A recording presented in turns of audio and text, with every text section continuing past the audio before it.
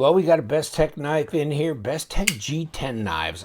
I like Best Tech G10 knives by and large. Not all of them, okay? The Arctic didn't really do much for me, and you can look that one up if you want. But this one, I like this Penguin. The Penguin's nice. Let me look at the box here. It's the BG32B, maybe B for blue. I don't know. Penguin, there you go. And it's a reasonably decent size knife. It's a flipper. It's a liner lock. It's got that kind of bolster look there with the G10 being black and then being blue. Kind of like my Swordfish, you know. So Swordfish came out blue, new for 2020. And you can tell, you know, hey, I do like the G10 series of Best Tech knives. Talk about that. Let me see if I can stab myself. But the Hornet, okay, as well. My Paladin. There's a good knife for you right there. And the Mako. You want to go swimming with sharks? Get you a Mako. And, you know, even the Platypus, not too shabby. And, of course, this one is also fairly new, this Komodo as well. So there's a big crushing load of G10 Best Tech knives sitting on my table, right? And none of them are on loan. They're all mine. They're all mine. Whether they're going to be mine for very long or not, I'm not sure. The Platypus is probably my least favorite of this group. The Komodo is fairly new, but I like it. I like the overall shape and everything of it. And then, of course, the Swordfish, huge favorite of mine, as well as the Paladin, which I liked it so well, I put a hell of a lanyard on that dog. But, I mean, this is just such a sensible knife in so many ways. And then, of course, the Mako and the Hornet. Yes, Hornet's crazy. Of course, it's got that, what's that, aluminum backspacer? I don't think it's titanium. But that's a crazy knife. I got one in green and one in red. And this one here I colored. Took it from a gray to a more of a royal blue. But really like it. This one, yeah, the blue, kind of like my Swordfish. Good sized knife, though. It's not bad. I mean, the Swordfish is a little bit bigger. This is about 9 inches overall. This is not quite 9 inches overall. And let's take a measure of that. Okay, see, it's 3 3/4, not quite, 3.6, 3.65 inch at about maybe 94 millimeters. And it's over 8 1/4, but not much, just a 1/16 over that, and about 21 centimeters. Throw this on here. What do we got for blade stock? 0.13 if I get it squared up here. 3.4, about 3.5 millimeter blade stock. 15.59. So that's a handful. That's almost 6/10 of an inch, which is pretty heavy. It's contoured though. It's a different kind of look here on this body, isn't it? Kind of narrows out and then kind of flares back. Deep carry pocket clip, but not for lefties. And, you know, they machined an area in there for the pocket clip. And then, of course, the screws, it'd be nice if they were flat, right? If they were flathead screws, it'd be even better.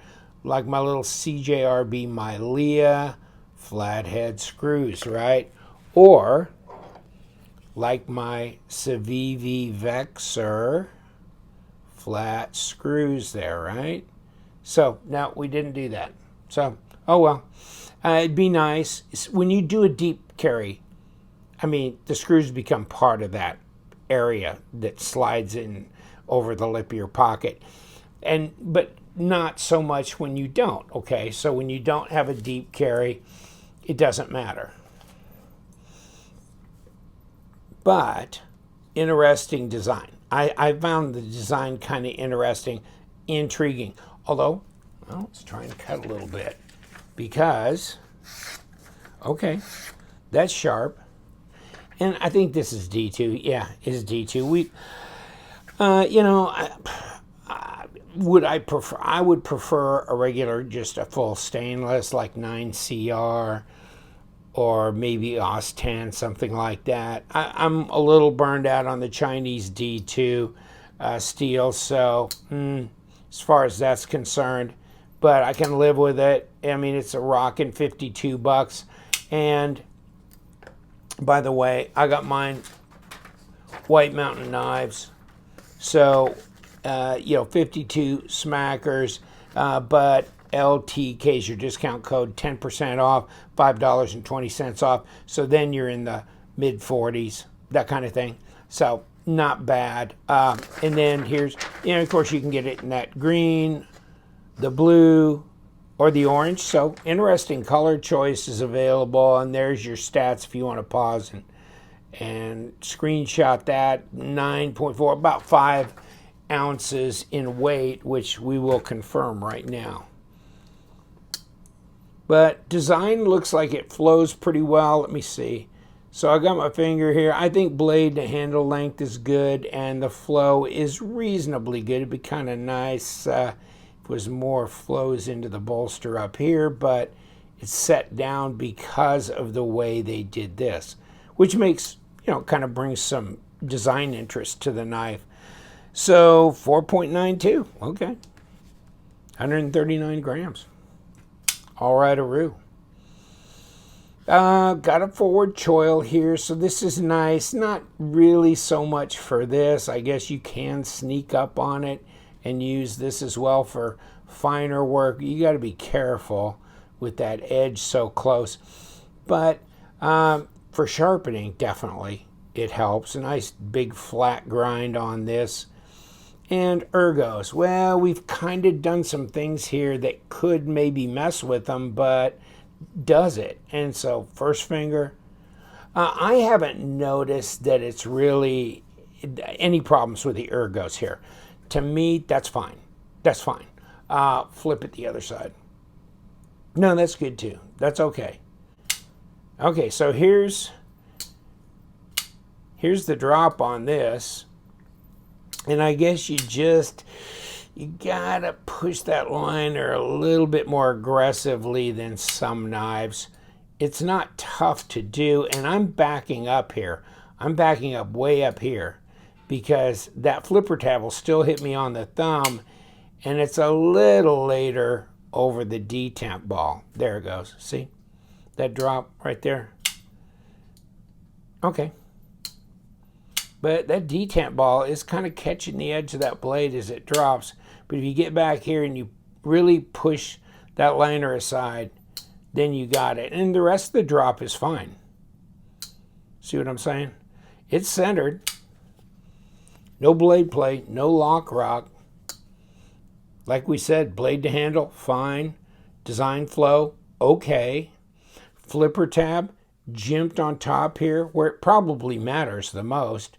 You can sit right in here and pull. Okay. Light switch. Yeah, you can do that too. Actually, that works really well. So, not a bad little knife. Yeah, feels good in the hand. Definitely fills the hand as wide glide as that thing is. But maybe a knife that appeals to you. I don't know. I mean, I can't get enough of G10 crazy, right? I like different kinds of G10 knives. First of all, they're really inexpensive to buy. They make great users. You don't scratch them up. You don't get little rub marks or snail trails like you do on titanium.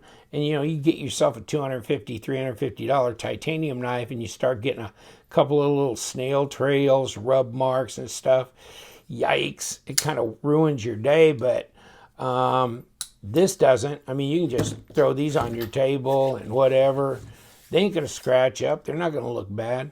And they didn't cost you, you know, near as much. So that's good. Nice jimping. Yeah, I mean, yeah, I like this. Blade's interesting. It's a different look. Not everything that they throw at me from Bestech am I receptive to. But this one, yeah, I'm kind of digging this. This might make it as a a long-term keeper in my pile of G10 Bestechs. How's that D10? Fail? Can we fail it? Come on, pull, pull, pull. Come on. Wow. No, we can't fail that. Ooh, that's pretty. That's holding pretty steady. That D10 is. It's not letting that blade escape without a pretty good pull. So I would say, yeah. Oh wow, yeah. Actually, yeah, this is probably a 5 point. Most of the knives are anywhere from a 3.8 to a maybe a 5.0, 5.2, but I'd call this a little bit stronger than that. I'd call this a 5.5. I'm kind of surprised that the D10 is as strong as it is. It's not that way on my others necessarily. No, it's softer on this. Yeah, interesting though. That's pretty healthy right there. So if you like something that just, it snaps and it's gone, nothing wrong with that. Well, if we're going to get into this, we ain't going to do it on this side. We better do it on the back side. So let's see what we got. And we got that gone. So if we get number 6s, yes, we can't get Bestech to go to number 8s. Go to number 8. Go to number 8, please. It'd be so nice if they did. Let's see if we're doing anything here with this pocket clip. I don't know if I'm coming through or not on that. No, we'll find out. I'm going to loosen it up anyhow. Sometimes the pocket clip is not necessary to remove to take your scales off. So, are we good? Yeah. Well, one looks a little longer than the other. And here we are, and we still don't have that scale off completely, apparently. Hold it from the back side to make sure it's gone. There you go. Okay, so there's our G10 scale. How they're mated together here, bolster and all. And then we got a liner. And it's nice and wet. Pop that off.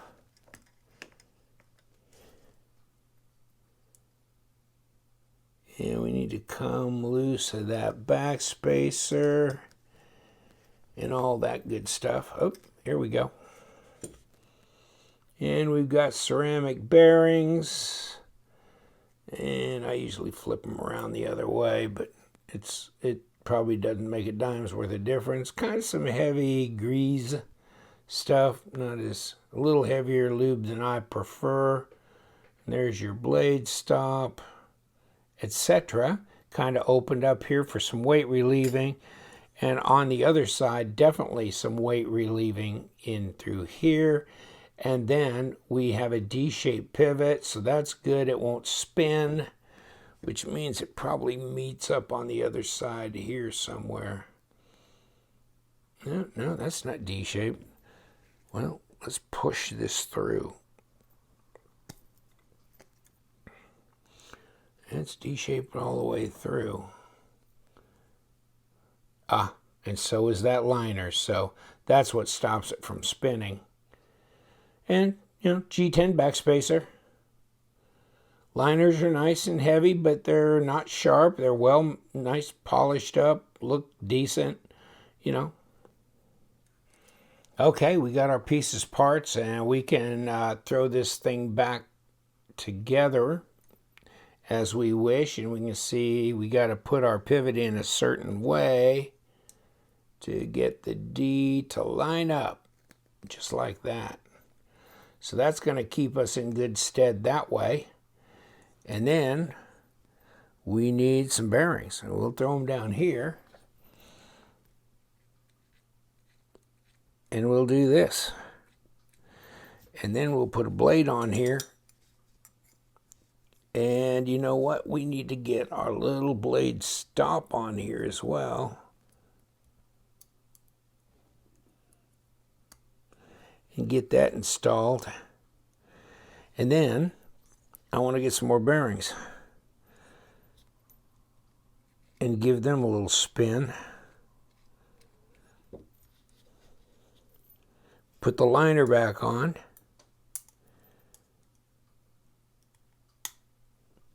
Just like that. Now, we need the outer scale and the pivot screw.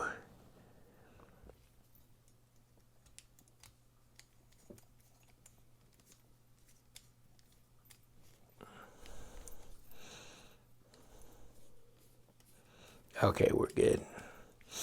We got enough pressure on it. And then we got a body screw here with the number 6.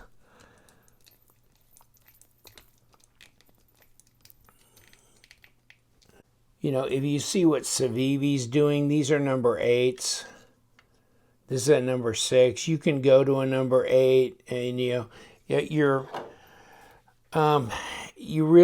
tines on here on a number 8 are less likely to round off and booger up than on a number 6. You start getting smaller and smaller. It just makes for more potential problems, and so I think it'd be good if they all went to number 8s. Just my opinion. Then I'm going to drop these screws right in here. Why not, you know? And then we can just give them the final turn or two in here. Get them tightened down. And that should be good, and it should be centered, and it looks pretty close. And I'm not getting any play. And the action seems pretty fair. All right, back with the Bestech Penguin. Yeah, I mean, I like it. You know, contoured scales, you know, nicely done. And it's a good size knife. It's meaty. It's a good, looks like a good user. It's sharp, all that. So a couple of things, you know, in the future, it'd be nice if Bestech would start looking at getting away from the Chinese D2 steel, going to number 8s on their body, maybe putting some flathead screws on their deep carry clips. Those would be 3 things I think would be great. I'm glad that they've gone to a D-shaped pivot here, so that's a good thing. And yeah, other than that, I like it pretty good. You guys take care. You know what we do. We love them knives, so stay sharp.